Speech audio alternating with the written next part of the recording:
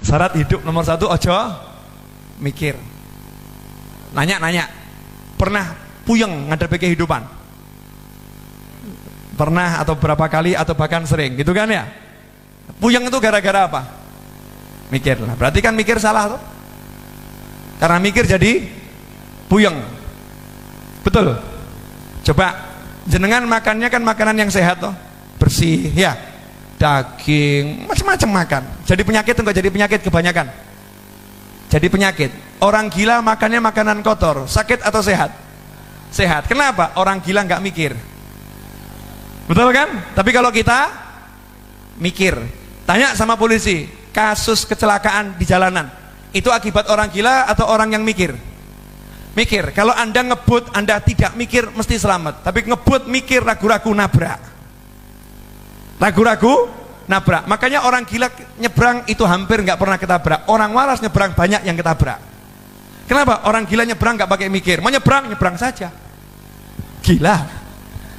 Hasilnya, subhanallah, yang lain ngerem, yang lain menghindar, dia selamat. Karena dia nggak mikir. Nah, kenapa orang gila taat aturan Allah? Hidup jangan mikir. Kenapa jangan mikir? Karena sudah dipikirkan oleh Allah yang maha memikirkan. Ngapain ikut campur mikir? Jelas? Jadi apa? Ojo mikir. Lah penjabaran ojo mikir. Penjabarannya. 1, saya mau nanya. Saya kesini datang sendiri atau diundang saya? Diundang, betul. Begitu datang ditaruh di mana? Di sini atau dimasukkan kamar? Masukkan kamar, so istirahat. Betul kan ya? Disuguhin. Kenapa disuguhin? Karena saya diundang. Bapak Ibu diundang, ini di depan diundang, dikasih suguhan. Betul atau betul? Disiapkan kursi untuk duduk. Betul. Sekarang saya mau nanya, yang ngundang jenengan ke muka bumi siapa? Yang nempatkan Anda, nempatkan saya di bumi ini siapa? Siapa yang nempatkan? Nah, kalau kita di sini aja dimuliakan sama yang ngundang, betul kan? Lah yang ngundang kita siapa? Nanya, yang ngundang kita siapa di muka bumi? Yang meniupkan ruh itu di muka bumi ini jadi manusia siapa? Yang datangkan kita ke muka bumi siapa?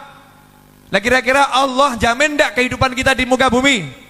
Lah kenapa Anda masih mikir dan ragu? Kurang ajar kan?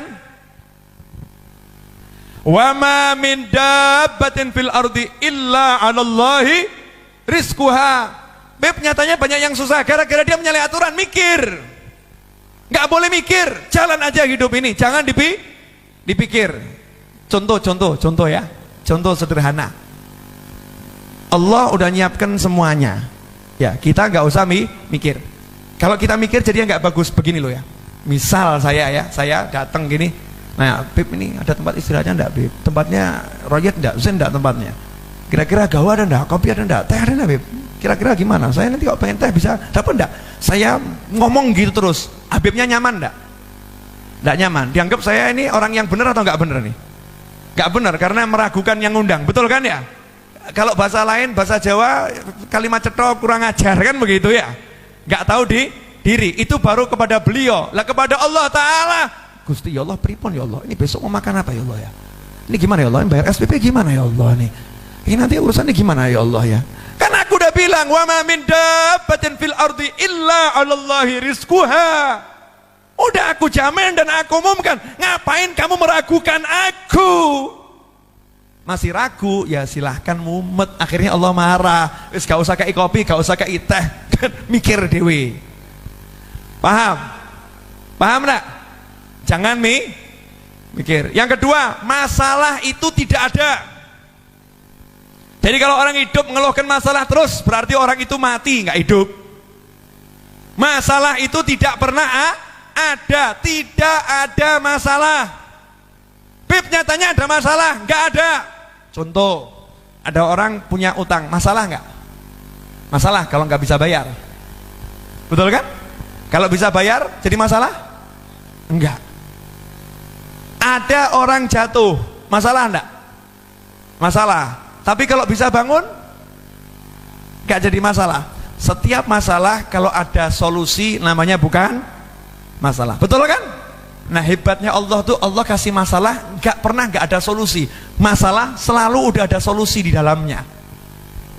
Fa inna ma'al usri yusron, inna ma'al usri yusra. Setiap masalah itu ada solusi. Dan hebatnya bukan cuma itu, masalah plus solusi plus rezeki. Jadi kalau datang masalah itu selalu ada rezeki di dalamnya. Bingung? Loh, saya nggak asal ngomong ini. Jadi mulai nanti kalau kepleset bilang alhamdulillah rezeki mau datang. Ya. Dalilnya mana? Wa may yattaqillaha yaj'al lahu makhraja wa yarzuqhu min haitsu la yahtasib. Masalah. Wa may yattaqillaha yaj'al lahu makhraja, Allah beri solusi untuk masalahnya. Wa yarzuqhu, dan Allah memberinya rezeki dari arah yang nggak pernah bisa dia pikir. Lalu Allah aja udah ngasih tahu rezekimu tuh nggak bisa kamu pikir, kok kita gaya mikir? Kan nyalahi aturan Allah. Paham ya? Jadi ada masalah, ada solusi, ada rezeki. Satu paket. Syaratnya cuma satu. Awal tadi jangan mikir, tapi ngapain? Zikir. Wa ma khalaqtul jinna wal insa illa liya'budun. Enggak usah mikir, salat. Baca Al-Quran, cari ilmu, senangkan orang tua, senangkan anak, senangkan pasangan hidup, silaturahim, waktu ke pasar, kerja, jalani aja aturannya Allah, gak usah mikir, nanti sistemnya Allah yang akan kerja, selesai masalah. Nah kita kan enggak, takwanya hilang, mikir masalah, mumetoh. Silahkan puyeng, silahkan pusing. Saya mau nanya, ini ilmu yang terakhir ini murah atau mahal? Murah, mau nggak bayar gratis kok ya? Nggak bayar gratis. Ya, jadi nggak usah dipikir dan masalah itu tidak ada masalah. Makanya orang-orang soleh nggak pernah merasa bermasalah. Apapun masalahnya nyantai aja dia. Kenapa? Oh yang ngasih masalah Allah kok, kita yang menyelesaikan, kan bodoh. Yang ngasih masalah siapa? Allah. Masa kita yang mau menyelesaikan? Bisa menyelesaikan masalah yang ngasih Allah. Baru masalah yang ngasih orang yang agak kuat aja kita bingung, gitu kan ya? Nah kalau masalah yang ngasih Allah bisa kita menyelesaikan? Gak bisa, ya biar Allah yang menyelesaikan. Biar Allah yang menyelesaikan. Sepele, simple, sederhana. Yang terakhir, sudah satu jangan mikir, yang kedua masalah itu tidak ada. Nah ini yang terakhir, bagian yang paling menyenangkan dan bagian yang paling enak. Sebetulnya keburukan itu nggak ada. Kok lihat saya gak enak semua, kenapa nih? Buruk nggak enak itu nggak ada. Karena Allah nggak akan memberikan kita keburukan dan ketidakenakan, meskipun zahirnya buruk gitu ya. Zahirnya nggak enak. Maka dikatakan al khair wasyarr bimasyiatillah. Baik dan buruk itu kehendaknya Allah. Sedangkan Allah tidak berkehendak untuk memburu-burukan hambanya. Semua baik, hambanya saja yang bermasalah. Saya kasih contoh boleh? Bu, punya suami ganteng nikmat atau enggak nikmat? Nanya, punya suami ganteng nikmat atau enggak nikmat? Jawabnya lama kan? Kenapa? Dalam benak seorang istri nggak ada suami ganteng kalau masih lihat kegantengan orang lain. Betul kan?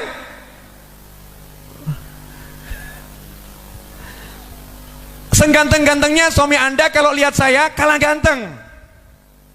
Misal gitu ya. Ada orang gitu, seganteng-gantengnya suami Anda lihat saya kalah ganteng, karena orang yang ngomong itu gantengnya luar biasa. Lah kalau hidupnya cuma lihat orang ganteng, suaminya jadi jelek, suaminya jadi jelek. Akhirnya dia pulang ke rumah ketemu orang jelek. Akhirnya pulang ke rumah merasa punya suami yang jelek. Akhirnya pulang ke rumah merasa dirinya rugi menikah dengan suami yang seperti ya bu ya. Padahal punya suami jelek itu syukurnya double.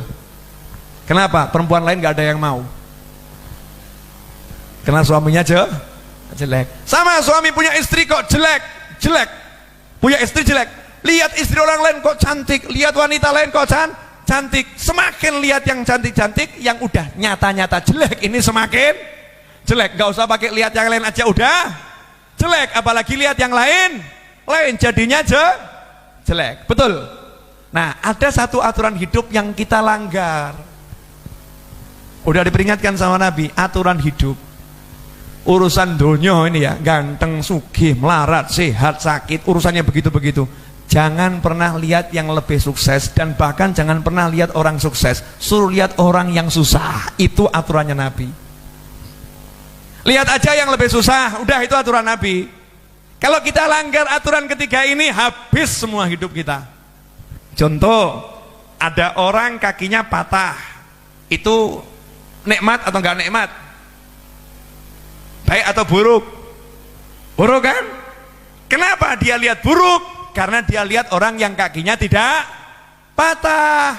Karena dia lihat orang yang sehat. Maka dia lihat yang namanya kaki patah itu buruk. Tapi coba kalau lihat orang yang punya kaki cuman separuh. Kakinya dia patah. Terus dia lihat masuk kampung kakinya orang itu hilang semua. Separuh tok ini. Dia bilang apa nih? Alhamdulillah kaki saya dua, cuman yang satu patah. Ini satu kampung nggak punya kaki. Alhamdulillah. Dia jelek, ternyata ketemu orang yang nggak punya hidung. Alhamdulillah saya jelek, tapi wajah lengkap daripada yang itu tuh nggak punya hidung. Begitu dia lihat yang lebih jelek, lihat yang lebih susah, lihat yang lebih sakit, maka yang dia alami itu jadinya nikmat. Makanya saya katakan buruk itu enggak ada. Allah ngasih baik, cara kita lihat saja yang salah. Cara lihatnya salah. Urusan dunia jangan lihat yang atas, lihat yang bawah. Maka nunduk terus urusan dunia ini. Ya, mau menundukkan pandangan itu bukan cuma menundukkan pandangan dari wanita atau dari pria. Menundukkan pandangan kan dari syahwat, maksudnya itu. Syahwatnya ini loh ditundukkan. Termasuk melihat yang lebih. Tundukkan, lihat aja yang susah. Hasilnya hidup akan menjadi nikmat. Assalamualaikum warahmatullahi wabarakatuh. Pelunasan tanah Masjid Ar-Raudhah masih tersisa dana yang kurang yang belum dibayar 2,6 miliar rupiah. Siapa ingin ikut andil dalam bentuk apapun, maka hasilnya insya Allah akan kembali kepada yang membantu dalam bentuk apapun tadi. Siapa yang memberikan balasan? Bukan saya, bukan siapapun, tapi langsung Allah Subhanahu wa Ta'ala. Maka insya Allah berapapun yang Anda sumbangkan dan apapun yang Anda berikan untuk pelunasan tanah majelis, baik bantu doa, share, donasi dalam bentuk apapun, Allah Ta'ala akan membalasnya dengan balasan yang berlipat ganda dunia dan akhirah. Kami mendoakan siapapun yang ikut andil untuk majelis ini dalam bentuk apapun, termasuk hadir ke majelis, ya ikut kegiatan santri weekend, donasi dalam bentuk rupiah, dolar, dinar, dirham, atau apapun, serta bantu share dan mendoakan, semoga mendapatkan jannahnya Allah Subhanahu wa Ta'ala, dan mendapatkan syafaatnya baginda Muhammad SAW, dan mendapatkan ridhonya Allah Subhanahu wa Ta'ala, dalam kehidupan dunia diberi kemudahan dan kebahagiaan, di akhirat mendapatkan yang tertihah. A'udzubillahi minasyaitonir rajim. Bismillah.